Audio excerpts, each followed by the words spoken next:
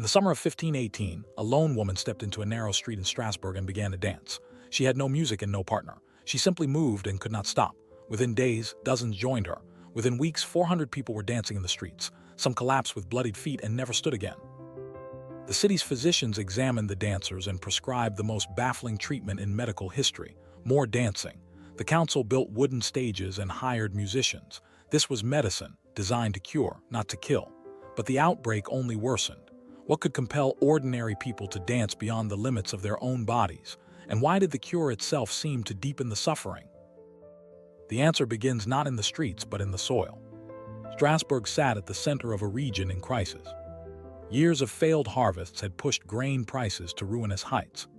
Syphilis, recently arrived and poorly understood, was tearing through families. Leprosy and smallpox still stalked the vulnerable. Suffering was not an exception. It was the texture of daily life. Historian John Waller, who reconstructed the event from Strasbourg's civic records and medical chronicles, identified a detail most accounts overlook. The people of Alsace held a powerful belief that a wrathful figure named Vitus could inflict sinners with an irresistible compulsion to dance. This was not fringe superstition. Each summer, civic processions reinforced the idea. Each year, the community rehearsed the fear that dancing could strike as punishment. July 1518.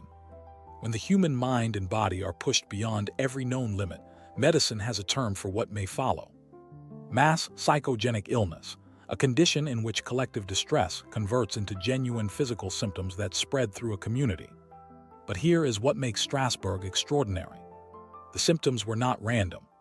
They were shaped entirely by what the community already feared. The cure became the cause.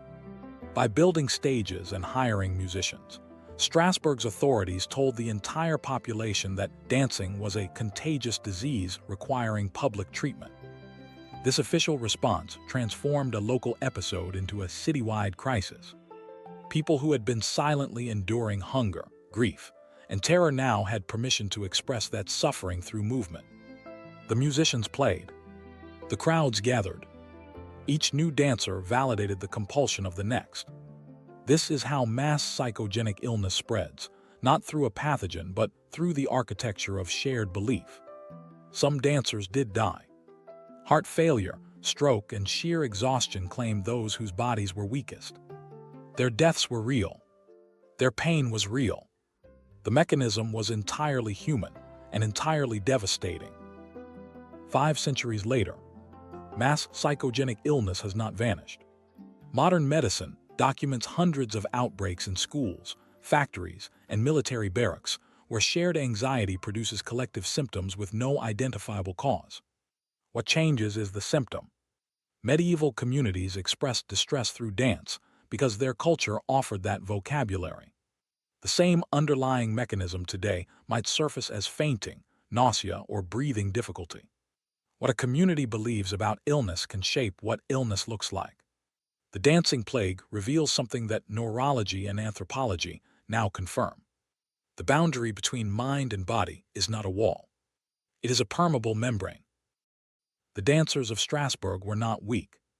They were people pushed past every boundary a human being can endure: hunger, disease, grief, and a world that offered no relief. Their culture gave their suffering a form. Their authorities gave it fuel. We still carry this architecture within us. We still absorb the anxieties of those around us.